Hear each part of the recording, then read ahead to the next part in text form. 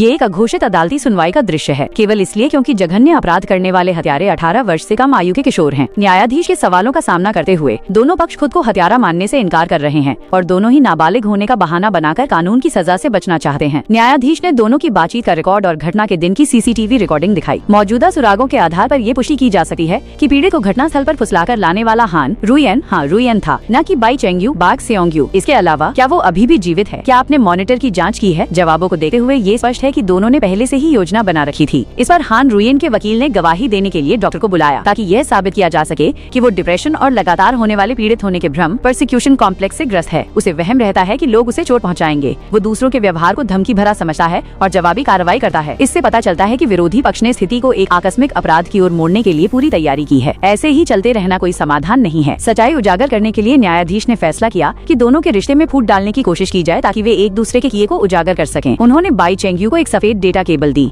ये उसके फोन की चार्जिंग केबल है और साथ ही पीड़ित की हत्या करते समय इस्तेमाल किया गया हथियार भी। इसके तुरंत बाद बाई चेंग्यू ने घटना के दिन का विवरण दिया। उसने कहा कि वो बगल के कमरे में कपड़े बदल रहा था, वापस आया तो लड़के को जमीन पर पड़ा देखा और वो बहुत डर गया था, लेकिन हान रुयन ने उसे बताया। बाद में हान रुयन ने चार्जिंग केबल पर से अपने उंगलियों के निशान मिटा दिए और 14 साल से कम उम्र के बाई चेंग्यू को आत्मसमर्पण करने के लिए कहा। हालांकि जब हान रुयन के बोलने की बारी आई तो उसने सारी जिम्मेदारी बाई चेंग्यू पर डाल दी। वॉशरूम के बाहर मैंने उसे बताया कि कैसे बचना है। मैंने उससे कहा कि एक समयहीन दुनिया में बचना पानी में होने जैसा है। ये बात सुनते ही बाई चेंग्यू का गुस्सा फूट पड़ा। दफा हो जाओ। दोनों एक दूसरे को जवाब देने लगे और अदालत में एक दूसरे पर आरोप लगाने लगे। उनका हर एक शब्द पीड़ित की मां के दिल में खंजर की तरह चुभ रहा था। हत्या का इतना क्रूर तरीका बाहरी लोगों के लिए स्वीकार करना मुश्किल है, तो फिर उन माता पिता का क्या जिन्होंने अपने प्यारे बच्चे को खो दिया है। पीड़ित की मां ये समझ नहीं पा रही थी कि उनके बच्चे को बेगुनाह क्यों मरना पड़ा, चाहे वो पीड़ित होने का भ्रम हो या सिजोफ्रेनिया। कोई भी हत्यारे के बचाव का कारण नहीं हो सका। उनकी केवल एक ही मांग है, ऐसी घटना दोबारा न होने दें। कृपया उन्हें कड़ी से कड़ी सजा दें। अंततः विचार विमर्श के बाद न्यायाधीश की राय के अनुसार हान रुयन को किशोर कानून के तहत सबसे भारी सजा 20 साल की कैद की सजा सुनाई गई। अपराध को छिपाने के दोषी बाई चेंग्यू के लिए 10वें नंबर की सजा का फैसला सुनाया गया। बिना किसी पछतावे के हान रुयन ने मौके पर ही अपनी हार की सारी जिम्मेदारी वकील पर डाल दी।